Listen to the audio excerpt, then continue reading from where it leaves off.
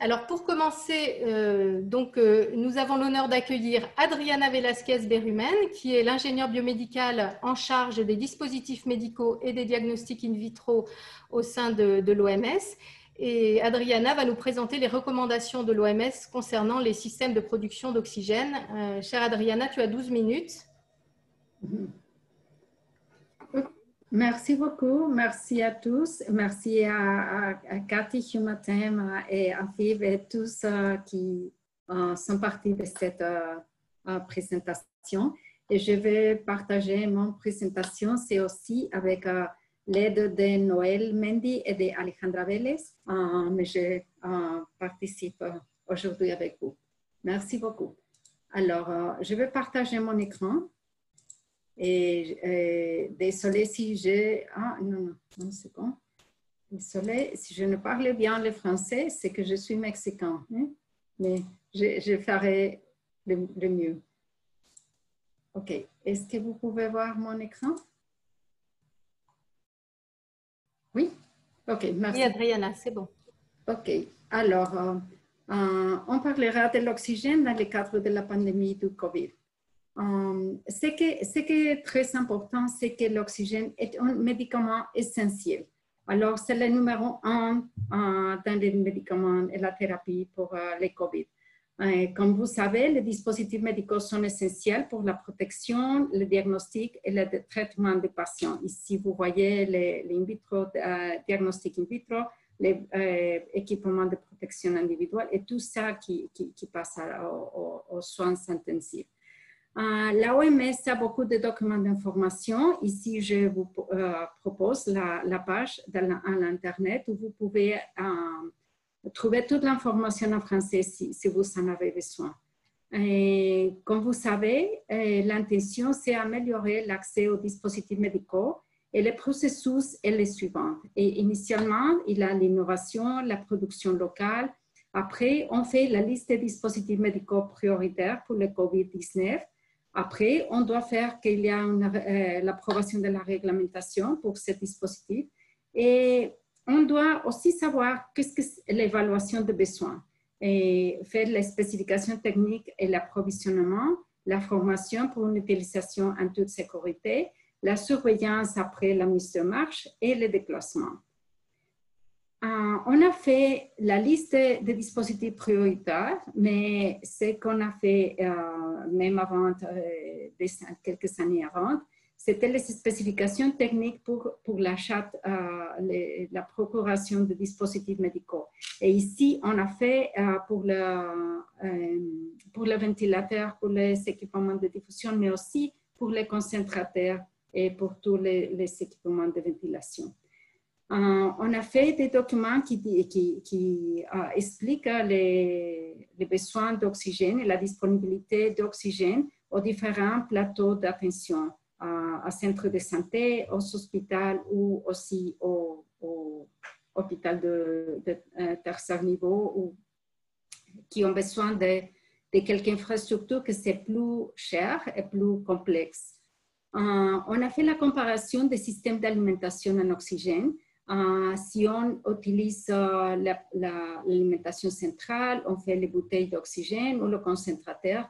Et vous savez tout ça dans les documents de l'OMS si vous voudriez savoir un peu plus d'informations de ça. Et aussi, on a l'information pour les concentrateurs. Tout ça, c'est comment l'acheter, comment faire les services, etc. Et dans le cas de dispositifs prioritaires, on a plus ou moins comme 50. Et de ces 50, on a plus ou moins 10 qui sont des équipements de protection personnelle. Après plus 10 qui sont d'alimentation d'oxygène, l'oxymètre de pulse et des autres accessoires. 20 pour le type de ventilateur et autres accessoires pour les soins intensifs et 10 pour le diagnostic in vitro. Alors, on sait que l'oxygène, on a besoin de l'oxygène dans toutes les chaînes de services.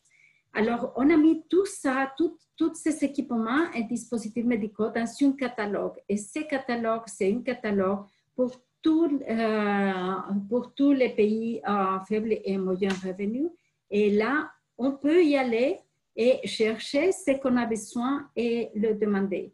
Alors, c'est normalement payé par les banques pour les pays et alors l'OMS va faire l'achat et va aussi faire attention à votre besoin de votre pays. Maintenant, on a besoin de savoir quels sont les besoins dans les pays. Alors, on a fait une outil de besoins, une évaluation de besoins, une outil. Et maintenant, jusqu'à la semaine dernière, on avait l'information de Cambodge, RDC, Éthiopie, Malawi. Et RDC, c'est l'unique qui a répondu en français. Mais maintenant, je vous montre les outils parce que c'est très important de savoir les besoins. Sinon, on ne peut pas vous aider. Alors, cette évaluation a toutes les questions de concentrateurs, de bouteilles, de séparateurs de fluides, et tout ça. Et c'est en français. Vous pouvez l'accéder à ce lien et c'est le nom d'utilisateur, le mot de passe. On vous va partager cette présentation. Et ça vous demanderait les caractéristiques de l'établissement et aussi si on a des concentrateurs d'oxygène ou pas, comment est-ce que c'est le générateur d'oxygène. Mais tout ça, c'est très important parce que sinon, on ne sache pas. Il y avait une publication à Lancet seulement il y a quelques jours et c'est la grande question. On ne sait pas qu'est-ce que c'est la demande. Alors, cette tool aussi a des dessins pour que c'est plus facile de rentrer l'information. Et maintenant, dans l'OMS, je vous partage avec Alejandra Vélez, qui est aussi à l'OMS. Elle est la personne qui est en charge de faire l'avis pour le développement de l'accès à l'oxygène. On a fait l'évaluation des besoins, le dimensionnement de la source d'oxygène, la solution de distribution, la sollicitation des fournisseurs, la guide d'installation et on va faire un groupe technique consultatif pour l'augmentation et l'accès à l'oxygène. Alors, ce sera très bon de savoir s'il y a quelques experts qui voudront nous aider. Et Alejandra, avec d'autres collègues de l'OMS, moi-même, on a fait on a répondu des questions, des demandes de services techniques dans tous ces pays, quelques sens d'approvisionnement, quelques de formation, etc. Mais c'est très important que vous savez que la OMS est ici pour vous aider. On a fait aussi une recherche de technologies innovantes pour qu'on puisse voir ce que c'est innovant et que peut vous aider dans votre pays. On a trouvé qu'il y a quelques NGOs qui vont dans votre pays et vous aident. Alors, on va chercher leur assistance aussi. Alors, on a la page à l'Internet et je suis désolée que c'est toujours en anglais, mais on va faire un effort avec Cathy et autres collègues pour faire la traduction en français. Et vous rappelle que alors c'est les besoins, la priorisation, les besoins, l'innovation pour qu'à la fin on aura pas plus de patients comme ça, mais des personnes très sérieuses. Alors c'est notre responsabilité conjointe.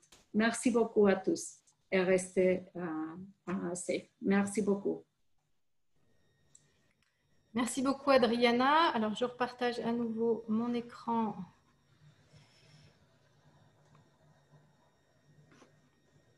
Pour remettre... Je vais seulement ajouter qu'on doit toujours penser aux patients, pas à la technologie, mais toujours aux patients. Maintenir ça dans notre tête. Merci, Cathy. Très bien. Ben, ça, c'est important parce que moi, la technologie, justement, là, j'ai un peu des soucis avec mon partage. Alors, OK, là, ça va. À chaque fois que je clique là-dessus, ça s'arrête, donc ce n'est pas normal. Le voilà. Voilà. Alors, merci Adriana pour ta présentation et c'était très important que tu rappelles tous les documents ressources spécifiques sur la question du Covid qui sont disponibles au niveau de l'OMS. Et puis, effectivement, Adriana invite les participants à renseigner un certain nombre de questionnaires dans un but ensuite dans le but de les aider. Donc, c'est vrai que c'est important si les pays francophones peuvent aussi renseigner ces éléments et bénéficier de l'aide de l'OMS.